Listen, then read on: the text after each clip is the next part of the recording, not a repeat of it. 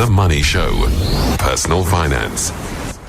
19 minutes past 7 o'clock. And you know what tomorrow is, Warren Ingram of Galileo Capital? Is it payday? It is payday. It's the last Friday of the month. And it is the 23rd, so it's lovely. 25th is on Sunday. So that means most people who get paid on the 25th will get paid tomorrow, which is lovely. But tonight we're speaking about spending habits and how to help you control your spending. And that's the big thing, because people get their paycheck and then boom, it's gone. Yeah, and sometime somewhere like probably the third day after they've received their paycheck, it's all been spent. Exactly. So talking tonight how to break your spending habits. Number one, use cash when you go shopping. We're talking to people tonight who have a spending issue. They for whatever reason, the end of every month, the month's still there and the money's gone. And so we're not talking to people that are financially disciplined and under control. And to me, the first one then is the credit card is a wonderful tool when used correctly, but it's a terrible evil when you can't control it. And so this is the classic. I mean, your credit card makes life very easy to overspend. You just swipe, and if there's a credit limit still available, things go through. And that means going to the mall, and if you've got a spending problem, you can just postpone the payback on that problem, but you can just spend to your heart's content. And so the only way to really solve this issue, if you've got this problem, is number one, leave the card at home. Number two, even better, if you really do have this problem, take a big pair of scissors and cut that card out. But for most people, they won't take that radical step. So leave the card at home. Then go and draw cash. And try and divide the cash up. I'm not saying now draw all the cash that you have available. That's also not smart. But then when you do go shopping, you only take cash to the mall. And whether it be for groceries, for fun, or whatever the deal is, take your allotted amount of money for that event, whatever it's going to be. And once it's spent, it's spent. There's nothing else you can do. And that would be your first big step in trying to take some kind of control of your spending problem. All right, number two, give yourself a weekly allowance. And I think this is a good idea because it's actually something I do. I say, right, this week I can only spend so much, and then you only spend so much. It's amazing. It is. It actually works. And it's simple. And like most good things in life, it's simple to understand. It might be a little bit difficult to do as a discipline, but once you start getting into the routine and making it a habit, it will become easier for you. So very simply, what you do is you say, if I've got $4,000 a month to spend on food, entertainment, whatever the deal is, that $1,000, that $4,000, I'm going to divide into four, so I've got $1,000 a month. You see, I made it nice and easy for myself to do the math, and then that's my $1,000. I'm going to now do that, and once that $1,000 is spent, if my week starts on a Monday, and my $1,000 is spent by Wednesday, well, tough luck. Okay, SMS here. What happens when there's an emergency? Well, I guess then we're out of the spending problem, which is nice. So the answer is that you really should have an emergency fund. And for most of us, that should be, if you're working, that should be 3 months worth of your expenses. So if you spend your 4,000 Rand a month, that's what you normally would spend, then you need 12,000 Rand sitting in some kind of a money market account or something linked to your bank that you can then go and draw on that and it must be an emergency. An emergency is not a new pair of shoes. And so that's what you should be using. If that's not the case, you don't have that emergency fund, then clearly you might need to access your credit card. But if you're using your credit card only for emergencies, then it's not great, but it's a heck of a lot better than using your credit card every month to buy all the stuff you really don't need. It's just too easy, isn't it? It's just way too easy to take that credit card and go, I'll have one of those and one of those and one of those. And I think it is a global issue, but in South Africa, particularly, people with credit cards, it's almost like we've got an addiction. And so, then all of a sudden we've got our banks making it really easy for us to live on this addiction, which is obviously not great. Is the National Consumer Act still being honoured? In other words, people are getting credit way too easily these days. No, I'm not 100% sure. I mean, I think the act is pretty good. In the middle of the financial crisis, we actually had American banking regulators coming to South Africa to say, what did you guys do because you didn't get into this problem? So I think I'm kind of reluctant just to blame regulations or blame the implementation of those regulations. I think there's a lot around financial literacy in really educating all our people about what we should be doing, and then secondly, sticking to that, and sticking to the discipline. All right, next tip. Use a shopping list. I like that one. It sounds so obvious, but if you actually have to think about it, if you go shopping for yourself and make it simple, just grocery shopping. How often do you buy a ton of things that you really don't need when you're walking around?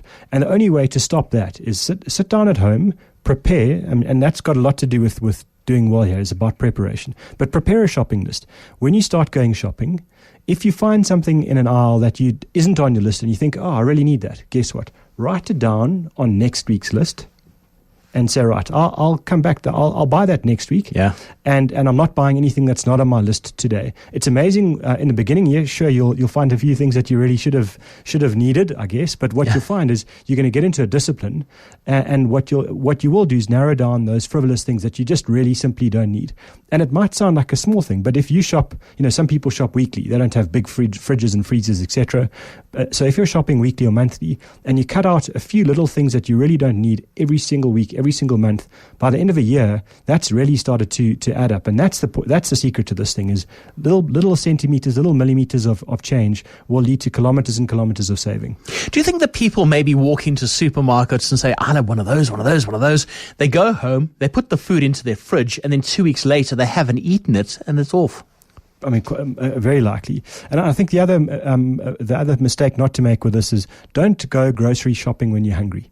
Oh yes. I've learned that as well, because you just buy the world. So my wife and I, we make a nice big breakfast, and we usually go shopping early on a Sunday morning before the hordes, hit the malls, and we're in and out. But we've had a nice big breakfast. We hit our shopping with our list, and my wife's disciplined. I mean, we've got a list, and we stick to that list no matter what. So even if I feel like cheating a bit, my wife's she's not tolerating that behavior, and we're out of there. And I think it works. That does. I mean, when I wrote it down, I was thinking, it's kind of maybe a silly point, but actually, common sense is rare, and this is a real common sense point. These smart shopper cards, Woolies cards, everyone's got one. Do they actually work? Are people benefiting from them? I think those people who look at this and use the benefits of the system carefully do actually benefit. And I think a lot of these loyalty points do work. And firstly, a lot of the time now they're actually driving, I think, really relatively decent behavior when you look at the way that you shop. What's also important, and I guess we're staying on shopping now. I sound like this really experienced shopper, but when you're at the shops, often you'll see a big special. You'll see whatever it is, toilet rolls, and you'll see that there 15 toilet rolls or whatever it is in a big pack. Before you go and buy that big pack where it says special price, go and look at the price per unit, whatever it is. So in that big package of toilet rolls, per unit. Because what you'll often find is right next door there'll be a pack of 9. And guess what? Often the price is a bit cheaper. So when they say to you, here's a special package where we've given you extra in whatever it is that you're buying, detergent or whatever the deal, just go and work it out per unit, because very often the devil's in the detail here. And when you start to do that kind of shopping, you start to realize how clever these retailers are. They're not lying. The prices are there. It's obvious. They disclose everything, but it's how they package and position everything. And so you can work the system and then add the loyalty points to that, and you start finding really good discounts on certain things. Is it not a bad idea as well to do a mixed shop? In other words, go to Spar, get some of your stuff there, go to Woolies, get some over there, and maybe start learning about where all the discounts are and become a bit of a, wise to the whole fact. So I'm giving away the Ingram family secrets here. We choose one shopping mall which has got 3 of the big chains in it.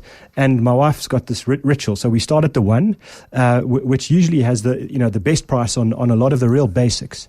And so we'll go there, and if she finds good fruit or veg at that place as well, she'll buy. But often it's got great dry goods, but not such good fresh stuff. So then we go to the next place, which is then more of the fruit and veg, and then the last place will be the expensive one, and that's the one where we only buy the things we couldn't find in the other 2 shops, and that's how we work. And I think you're 100% right. That is a good way of capitalizing on limited budgets. And let's face it, I mean, food's expensive nowadays. It's very expensive. In fact, what did he say today? Lesetja Khanyago said 12% food prices will be going up at 12%, he thinks, towards the end of this year in the last quarter, which is a lot of money. It really is.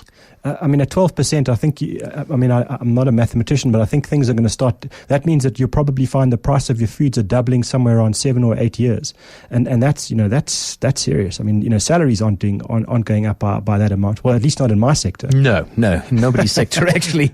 Let someone else shop for you. Now, you spoke about your wife going in, okay, and maybe also saying, no, Warren, you can't have that. But what about online shopping? I like this. So, I think if you're trying to control impulse buying, if that's one of the issues that you have, then creating your list, we've spoken about that. The nice thing about online shopping is then your list is saved. And so you can just push repeat, but I'm repeating my order, and that makes life very convenient, number one. But number two, keeps you out of that impulse spending habit. So I think it's a good one. If you're not not fortunate enough to be able to do this online shopping, then getting a friend or a family member, or in my case, going shopping in a team, the two of us, does help a lot, because you can keep each other in line. It's a bit like having a running buddy. If you say to your mate, look, let's go running every Monday, Wednesday, and Friday, you feel really bad if you let your mate down, and they hold you to account. And I think it's kind of the same in shopping. Get someone to hold you to account and stick to your disciplines. So what happens if your other half comes and says, Warren, there's this packet of chips over here, and you go, no, you can't have them? You're going to land up on the couch. Well, I think that it has to be a team. I mean, I think that money is a huge source of discontent in a lot of relationships, and often very successful relationships. Money's not an issue. Why? Because they do operate as a couple, as a team.